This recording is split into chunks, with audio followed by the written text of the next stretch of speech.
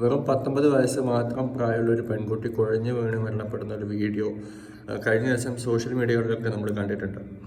ഒരു 99% ആളുകൾക്കും പെട്ടെന്ന് ഒരാൾക്ക് കാർഡിയാക് അറസ്റ്റ് വന്നു കഴിഞ്ഞാൽ ഇയാൾക്ക് ഹാർട്ട് അറ്റാക്കാണോ വന്നത്, അല്ലെങ്കിൽ മറ്റെന്തെങ്കിലും പ്രശ്നമാണോ, ഇതിനെന്താണ് ചെയ്യേണ്ടത്, എന്ത് സേഫ്റ്റി മെഷർമെൻ്റാണ് എടുക്കേണ്ടത് എന്നുള്ള കാര്യത്തെപ്പറ്റി യാതൊരു ധാരണയില്ല.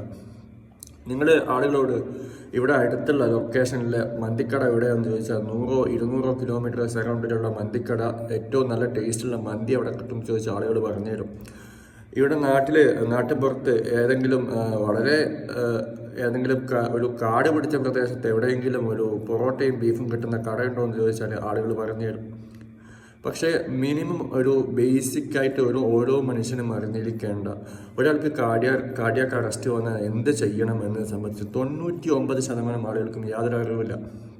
ഒരാൾ കുഴഞ്ഞു പോകുന്ന സമയത്ത് പെട്ടെന്ന് കുപ്പി വെള്ളം എടുത്തിട്ട് അയാളുടെ തൊണ്ടയിലോട്ട് ഒഴിച്ചു കൊടുക്കുക ചെയ്യുക.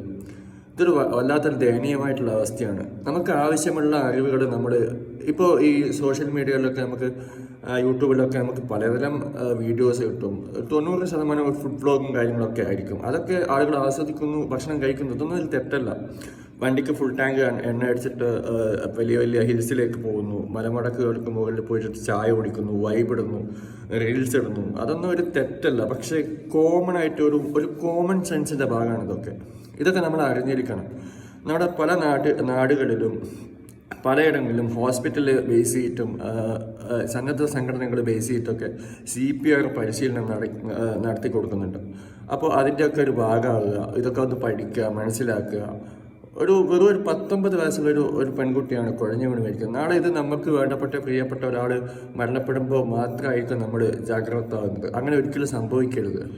ഇത്തരം ഒരു മനുഷ്യന്മാർക്ക് ഒരു ഉപകാരപ്പെടുന്ന എന്തെങ്കിലുമൊക്കെ നമ്മുടെ ജീവിതത്തിൽ പഠിക്കുകയും മനസ്സിലാക്കുകയൊക്കെ ചെയ്യണം. ഇതൊരു വല്ലാത്തൊരു ദയനീയമായിട്ടുള്ളൊരു അവസ്ഥയാണ്.